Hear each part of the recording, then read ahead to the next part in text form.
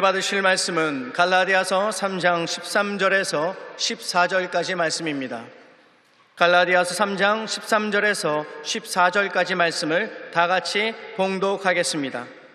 그리스도께서 우리를 위하여 저주를 받은 바 되사 율법의 저주에서 우리를 속량하셨으니 기록된 바 나무에 달린 자마다 저주 아래에 있는 자라 하였음이라.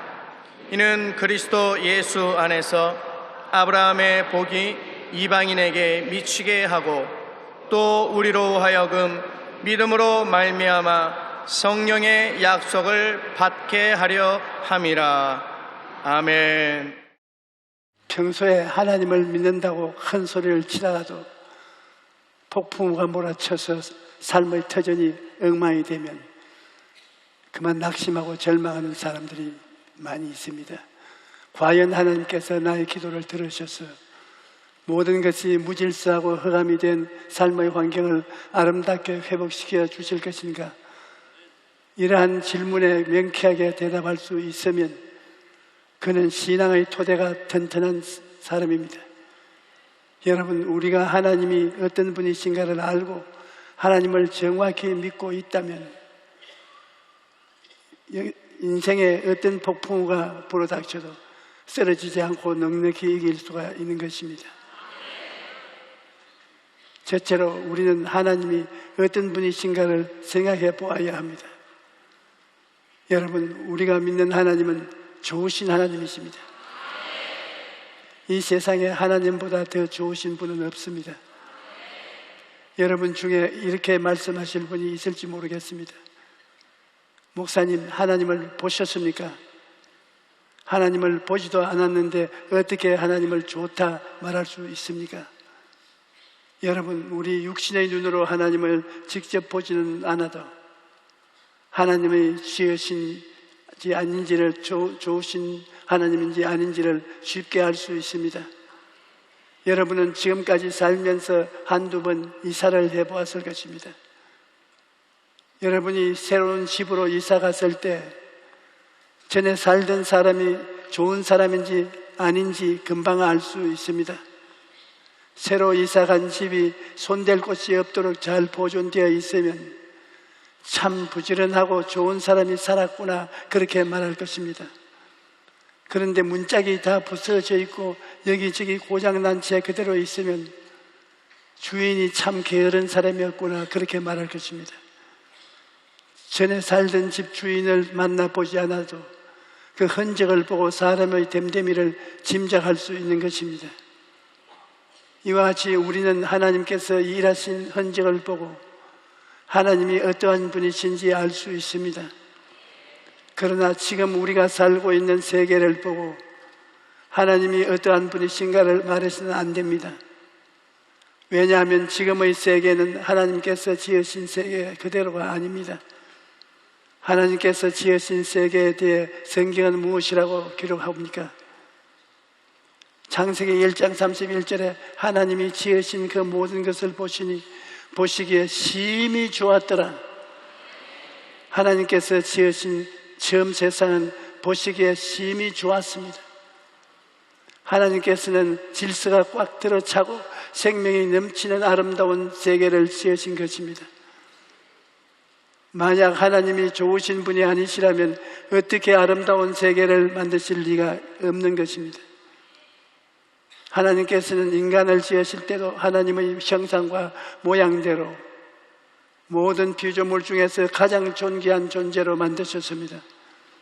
그런데 아담과 하와가 마귀의 속임사에 뻗넘어가 하나님의 명령을 거역하고 선악과를 따먹은 결과 우리가 사는 이 세상이 더럽고 공허하고 무질서와 흑암이 꽉 들어찬 세상이 되고 말았던 것입니다. 그뿐 아니라 아담과 하와는 4차원의 보이지 않는 세계에서 하나님과 대화하면서 살았는데 죄를 지음으로 말미암아 아담과 하와의 존재는 4차원 즉 영이 죽어버린 것입니다.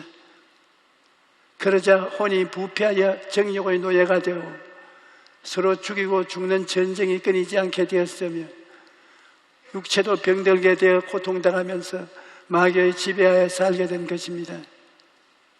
그러나 하나님께서는 인간을 사랑하시고 불쌍히 여기셔서 죄악을 씻고 용서하여 새로운 세상을 만들기로 작정하셨습니다. 이에 하나님께서는 독생자 예수님을 보내어 세상의 모든 죄악을 대속하게 하셨습니다. 예수님께서는 지상에 계시는 동안 하나님께서 주신 사명을 행하셨는데 그 사명이 무엇인가에 대해 성경은 이렇게 기록합니다.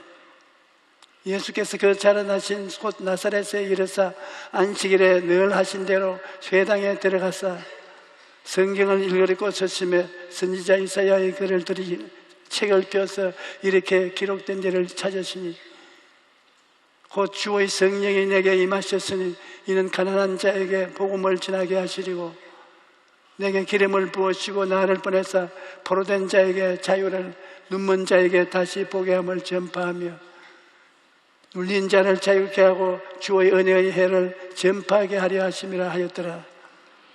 책을 펴서 그 맡은 자에게 주시고 앉으시니 회당에 있는 자들이 다 주목하여 보더라. 예, 예수께서 그들에게 말씀하시되 이 글이 오늘 너희의 귀에 응하였느니라 하시니 여러분, 예수님께서 오신 것은 가난한 자에게 복음을 전하기 위한 것입니다. 사람은 이중으로 가난할 수 있는데 영적으로 가난하고 물질적으로 가난할 것입니다. 아담과 하와 이후로 인류는 영적으로 가난합니다. 아담의 후손으로 태어난 사람들에게는 하나님 아버지도 안 계시고 말씀도 없고 영생도 없고 천국도 없습니다. 이러므로 그는 영적으로 가난한 것입니다. 아무리 세상의 부귀영화를 다 가지고 있어도 그러한 부요는 아침 안개와 같은 것입니다. 잠시 있다 시들고 마는 풀이요 떨어지는 꽃에 불과합니다. 그러나 여러분과 나는 영적으로 부유한 자인 것입니다. 하나님 아버지를 모신 자요 말씀과 영생과 천국을 가진 사람입니다. 그러므로 우리는 영적으로 부유한 자가 되었다는 사실을 알고 주님의 은혜에 깊이 감사해야 할 것입니다. 주님께서는 또한 물질적으로 가난한 자를 위해 오셨습니다. 우리 인간은 원래 물질적으로 가난하게 살도록 만들어지지 않았습니다. 하나님께서는 아담과 하와를 지으시기 전에 하늘과 땅과 그 가운데 모든 것을 풍부하게 다 예비하셨습니다. 그러므로 하나님은 우리가 가난해서 찌들어져서 고통당하는 것을 원치 않으시는 것입니다. 갈라디아서 3장 13절로 14절에 그리스도께서 우리를 위하여 저주를 받은 바 되사 율법의 저주에서 우리를 속량하시니 기록된 바 나무에 달린 자마다 저주 아래 있는 자라 하였습니다. 이는 그리스도 안에서 아브라함의 복이 이방인에게 미치게 하고 또 우리로 하여금 믿음으로 말미암아 성령의 약속을 받게 하려 하십니다. 예수님께서 오셔서 인류의 모든 죄를 짊어지고 십자가에 달려 돌아가심으로 이제 우리는 저주에서 해방되고 이로 인하여 물질적인 부유 또한 누릴 수 있게 된 것입니다. 그런데 주님은 갑자기 부유한 환경으로 변화시켜 주겠다고 말씀하시지는 않았습니다. 하늘 문을 열고 물질을 비오듯이 부어주겠다고도 말씀하시지 않았습니다. 가난한 자에게 복된 소식을 전하려 왔다는 것은 가난한 자의 마음이 예수 그리스도의 복음을 듣고 부요의식으로 변화되는 것을 말합니다. 수많은 아담의 후예들이 습관적으로 입만 열면 나는 안 된다, 나는 가난하다, 나는 할 수 없다 그런 말들을 합니다. 그러나 생각이 가난의식으로 찌들어져 있으면 절대로 승리하는 삶을 살아갈 수 없습니다. 무엇보다 우리 마음 가운데서 가난의식과 패배의식을 몰아내야 합니다. 그리고 예수님의 십자가를 바라보고 성공의식, 부요의식으로 가득 채워야 하는 것입니다. 그 다음 예수님께서는 포로된 자에게 자유를 해방을 주시기 위해 오신 것입니다. 아담 이후로 모든 사람이 마귀의 포로가 되어 살아가고 있습니다. 인류 문명은 날이 갈수록 발전하지만 인간은 여전히 마귀에게 묶여 고통을 당하고 있는 것입니다. 제가 교회를 개척했을 때 천막교회에 오는 성도들은 모두가 가난한 사람들이었습니다. 그때 저는 양복 한 벌에다 구두 한 켤레뿐인 단벌 신사였는데 이 단벌을 자꾸 훔쳐가는 사람이 있었습니다. 양복뿐만 아니라 무엇이든지 눈에 띄면 다 훔쳐갔는데 그 장본인은 바로 우리 동네에 이름난 깡패 두목이었습니다. 그는 밤낮 싸움을 벌여 성한 이빨이 하나도 없었고 가끔 교회에 와서 못 살게 굴었습니다. 그런데 그는 금요일 철야 예배 때 제가 방 안에 있는데 주일학교 아동들의 호함 소리가 들렸습니다. 그래서 나가보니 어린 아이들이 어른 한 사람을 꿇어 앉혀놓고 호함을 치며 호통하고 있었습니다. 그 어른은 바로 깡패 두목이었는데 그날 또 무엇을 훔쳐가려고 왔다가 철야 기도하는 주일학교 아이들에게 잡힌 것입니다. 아이들이 그 깡패 두목에게 이 술 먹은 귀신아 나오라, 이 깡패 귀신아 나오라, 이 도적질하는 귀신아 나오라. 17살 때는 아이들이 얼굴이 새빨개지도록 호통을 치고 있는데 이 곰만치 큰 사람이 애들 앞에 꿇어 앉아서 호통을 칠 때마다 웩 하면서 토하는 것입니다. 그래서 내가 거기에 나타나지 않는 것이 좋을 것 같아서 살짝 내 방으로 들어왔습니다. 밤새도록 호함 소리와 부러지는 소리가 들리더니 아침이 되자 주일학교 어린이들이 기도 때문에 그 깡패 두목이 회개하고 예수님을 믿어 중생하고 성령을 받아 방언까지 하고 있는 것입니다.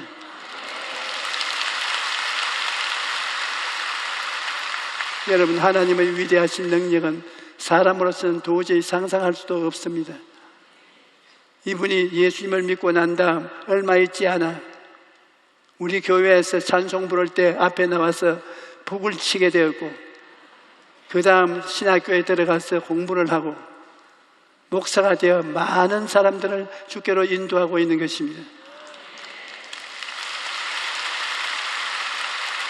여러분, 복음이 선포되는 곳에는 이처럼 마귀의 포로가 된 자가 자유와 해방을 얻게 되는 역사가 일어나는 것입니다. 또 예수님께서는 눈먼 자에게 다시 보게 함을 주시기 위해 오셨습니다. 여러분, 만약 우리가 앞을 보지 못한다면 그 고통이 얼마나 크겠습니까? 눈을 감고 세 발자국만 옮겨보십시오. 천길 만길 벼랑에 떨어질 것 같은 느낌이 들 것입니다.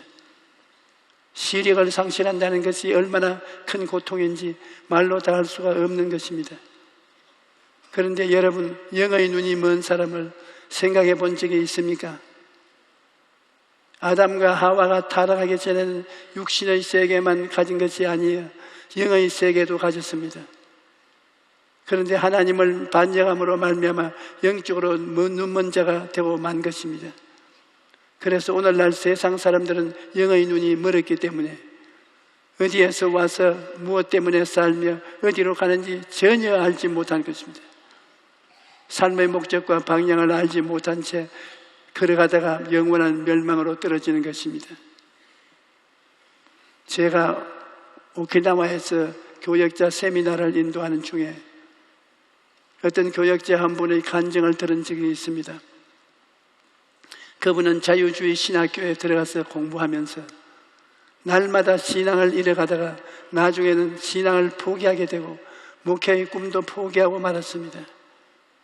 그런데 그렇게 방황하고 있을 때 시력이 점점 나빠지더니 나중에는 안경을 끼고도 사물이 보이지 않는 아주 절망적인 단계에 이르게 된 것입니다.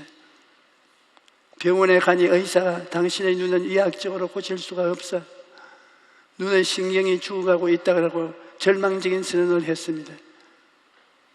그때서야 이분은 다시 하나님께 나아가 하나님, 만일 하나님께서 살아계신다면 제 육신의 눈을 치료해 주시고 영의 눈도 뜨게 해 주시옵소서.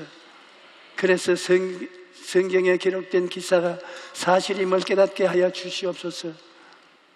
그렇게 간절히 부르짖어 기도했는데 희한하게도 그때부터 눈이 다시 밝아지기 시작해서 시력을 다시 회복했다는 것입니다.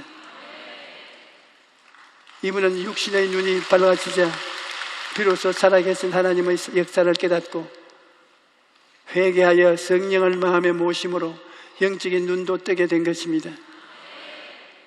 그리고 영적인 눈이 떨어지자 성경 말씀이 완전히 믿어지고 주께 충성하는 목사가 되었다는 것입니다.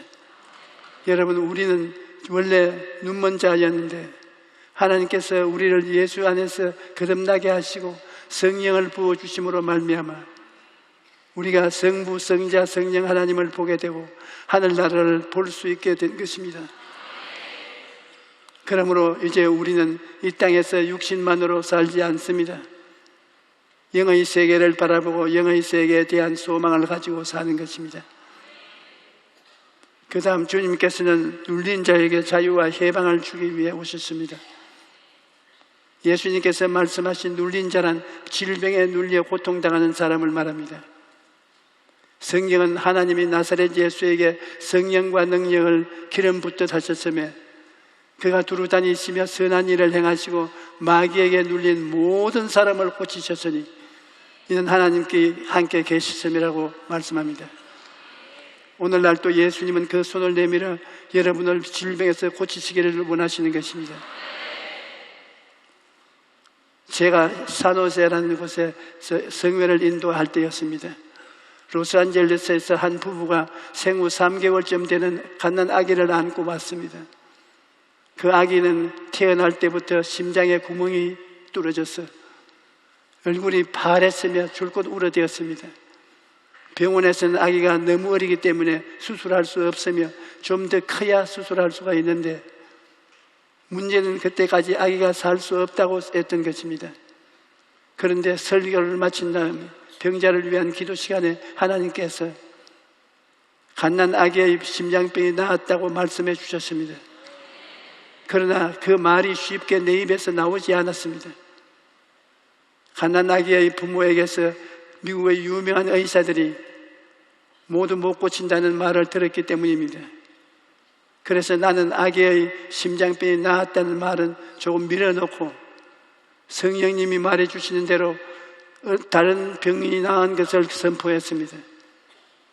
그런데 그러다가 만일 내가 하나님께서 계시해 주신 것을 말하지 않음으로써 그들 부부가 울면서 집으로 돌아간다면 나의 책임이 크다는 생각이 들었습니다. 그래서 즉시로 심장병을 앓는 아기가 나았다고 말했습니다. 그러자 그 부부가 감격해서 서로 얼싸안고 우는 것입니다. 그런데 저는 그 광경을 보면서 저 병이 안 나으면 어찌나 하고 걱정이 재산같이 되었습니다. 하나님이 분명히 계시를 주셨지만 저도 인간인지라 믿음이 약해졌던 것입니다.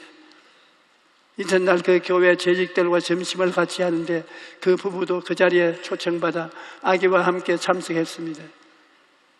그런데 부인이 말하기를 목사님 어젯밤에 아기의 병이 나았다고 하셔서 우리는 큰 기쁨을 가지고 호텔로 돌아왔습니다. 그런데 다른 날보다 아기가 더 울며 보채해서 그만 마음속에 의심이 들어왔습니다. 우리 부부는 밤사이에 얼마나 고통을 당했는지 모릅니다. 그러나 새벽녘에 우리는 하나님의 종이 성령의 감동을 받아 아기의 병이 나았다고 말씀하셨으므로 다시 믿기로 결정했습니다. 그리고 데리고 온 아기를 보니 하루가 지났는데도 나은 기미가 조금도 안 보였습니다. 나는 속으로 이건 낭패났구나 그렇게 생각하고 다시 기도를 드렸습니다. 주님이시여 정말 이 아기가 나았습니까? 그런데 마음속에 걱정하지 마라, 기적이 즉시 나타날 때도 있어야 천천히 나타날 때도 있다, 이와 같은 성령의 음성이 들려왔습니다. 그럴 때 산호세에서 성회를 마치고 애틀란타로 가서 교역자 수양회를 인도하고 있는데 산호세에서 목사님의 전화가 왔습니다. 조 목사님, 은행 지점장 부부가 갓난 아기를 안고 왔던 것 기억하고 계시지요? 예, 기억합니다. 그들 부부가 다음날 로스안젤레스로 돌아갔는데 거기 도착하자마자 아기의 병이 깨끗하게 나았다고 전화가 왔습니다.